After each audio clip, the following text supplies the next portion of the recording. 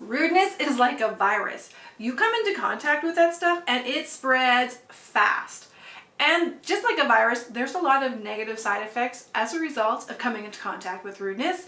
In the organization, particularly, we see decreased motivation, we see plummeting sales, increased employee absenteeism, more mistakes, and high turnover. So we need to get a handle on this rudeness ASAP. Hi, for those of you who don't know me, my name is Tammy, and I am your guide to handling difficult conversations with confidence so that you can keep your relationships intact. Now be sure to hit that subscription button and the notification bell so that you get the content as it is released that is designed to help you reclaim your reputation, get your career back on track, and get you to living a peaceful, productive life. Now, today's tips are inspired by one of my most memorable times working in the intensive care unit as a nurse. Now, when I was working in the intensive care unit, I had this patient assignment, and this was his lucky day. We were going to take the tube out of his throat. So he was intubated, and we were going to extubate him. Now, typically, when we extubate a patient, they are thankful. They often share all the things they would have loved to have said to us in the last several weeks that they couldn't have shared. And they, just want to talk our ears off because they're so happy that they don't have that tube in their mouth anymore. That's not what I got on this day. Okay, so this was several years ago, but the impact has never left me and the learning has never left me. So I think it's so important to share that with you today. This morning, my patient assignment was to be extubated. So this means he's been in the hospital for a few days or a few weeks, having a tube down his mouth, and we are controlling his breathing and stuff like that. Well, he has progressed to the point now where we can take this tube out and he can breathe on his own and he can now talk to us. It's such a fabulous moment for patients that when it happens, they often are very thankful and they will share how great it is to be able to now tell us what they're thinking because we've had to guess for so long. But that's not what I got this morning. This morning when this patient was extubated, he's probably about 40-ish years old and his mom was at the bedside, so late 30s, 40s what he was. And as the tube came out, he launched into his rant about how horrible the nursing staff, me, are, my colleagues, the doctors, the healthcare system. I mean, he was cussing up a storm. He just wanted the F out of the hospital because he did not trust us. And I can promise you, as he was launching into his rant and going on about all the horrible ways in which we were not caring for him, I was already formulating, with every insult, I was formulating my list of rebuttals, right? I was going to tell him about my GPA and my 4 years degree and all of my extra training and the doctors and all this stuff that really didn't matter. But that's a typical response, is when somebody's launching at us, we feel like we need to prepare our defense and launch it back as a defense mechanism. Now, he actually complained for a long enough time, thankfully, that I had a moment where I was like, wait a minute, something's not right here. And as I was kind of shifting out of my rebuttal preparation, another nurse was walking by me and she's like, I would just give it right back to him if I were you. And trust me, I was already preparing to do that, but I had just shifted into a different state. I realized that what he was presenting didn't match the input. So I kind of always talk about that as when the output doesn't match the input, then something's up. Something needs to be explored. And in this moment, my brain tweaked and go, wait a second. I actually don't want to argue with my patient. I want to try to find a place to connect. And that shifted my approach to him. And that made all the difference into stopping his rude behavior. See, now here's the thing with rude people. It's not about you, it's about them. There's something going on in their lives that they don't have control over, that they're afraid about, that they don't have enough information, and they're just overwhelmed. They don't have the capacity to deal with things. And when I paused myself from preparing my rebuttal and all the long ways and that long list of ways in which I was there to help him and not hurt him, I was able to get more curious about what was happening. So I want to share with you the 4 powerful tactics that I have taken from this scenario and that I continue to use today to help stop rude people. Power tactic number 1 is don't make it about you. And that's what I was doing. I was thinking about all the reasons why I wasn't what he was saying I was and all the reasons why he should see me in a different way. I was making his situation about me. And yes, I'm present in that moment, but this is a joint effort here. And I needed to understand a little bit more about what was going on to fully reach our potential. Now this is such a common error, and I see people do this all the time as we jump in to defend our knowledge, our skills, our position, our beliefs. And that just creates more negative climate, right? Because they're throwing insults at you, you're defending, and nobody's really feeling heard. So instead what we're doing is we're preparing for battle, right? Like, ta-da! Thou shalt not say bad things about me, and I shall tear you down. So in order to make it about them, what you need to do is take a step back and take a breath. Put some space, time, distance between you and the person who is rude to you. And remember that when we're making it about them, that means we need to understand their lived experience. How did they get to this situation? How did this become their belief? Why do they feel this way? And so we're going to get really curious in one of our next power tactics, but this is where we're going to be heading as we focus on them. All right, so power tactic number 2 is to find a place of alignment or agreement and get on the same team. Now I know what you're thinking. How is that possible? I don't want to be on the same team as them. They're giving me a bunch of crap right now. And my patient was definitely giving me a bunch of crap. I mean, he told me he couldn't trust me. He was tearing down my abilities to be a nurse and everything else around that. And I was very defensive initially.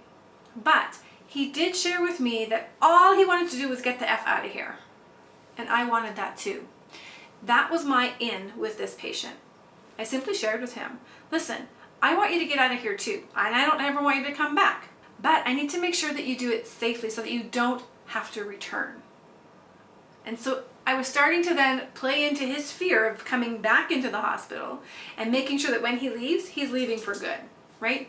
We both want that same end result, and we're going to work together. So getting on the same team with this patient was so important because that set the stage for the next power tactic. Now, there is a warning here is that when you find that place of agreement, be careful as to how far and how willing you are to go there. I mean, for example, I agreed I wanted him to go home, and he's like, great, let me go right now. I couldn't do that. And so maintaining our agreement and our end goal together, I was able then to set some structure around what that would look like and provide some education. And we talked about what I'm looking for. Like, I was very clear. I'm watching your airway. I'm making sure you don't have any rebound swelling. I'll be listening to how you talk. I'll be asking you about your swallowing. I gave him parameters that I was watching for so that he knew when that time came, if he was still safe with all of these elements, he would be able to go home. And so while we were in agreement on the end goal, we had a difference in terms of timeline. So there was some negotiating that still had to happen in that relationship. But because we were on the same team, we had the same objective, we were able to navigate those waters. Now, I'd love to hear from you in the comments below. Share with me some of the favorite power tactics you have used to get on board with somebody who's been rude to you to de-escalate the situation. This leads us into power tactic number 3, and that is setting a boundary and sharing a consequence. So with this particular patient, the rude behavior needed to stop. Now that I have made it about him, I have suspended my own defensive interaction, and we have collaborated on a goal. We've determined that we're on the same team. There needs to be some boundaries around how you're going to talk to me. And this is where you would implement those strategies. So for this patient, I simply just stated, the way you're talking to me is not acceptable. I'm happy to help you, but if you're going to continue to be offensive and swear, then I'm going to walk away. And I won't come back until you're calmed down. And so because his goal was to get out of here, he knew that I needed to assess him. He was able to then manage his own behaviors in order to reach the finish line. So power tactic number 4 is to be curious as you build that collaboration. Stay focused on them. This has nothing to do with you, has nothing to do with me. It is all about the person that you were in conflict with who's being rude to you. With this patient, I knew that his output didn't match the input, right? Like as I mentioned before, we extubated him. He should be happy, but he's hot as heck right now, and I need to figure out what's going on. I knew I didn't do anything wrong, but there was a perception that somehow I was a part of this pain that he was experiencing. So I need to get curious, and curious is one of my 3 values that guides me in my nursing. And because we had this collaboration already, he knew I was on his side, I'd set my very clear boundaries.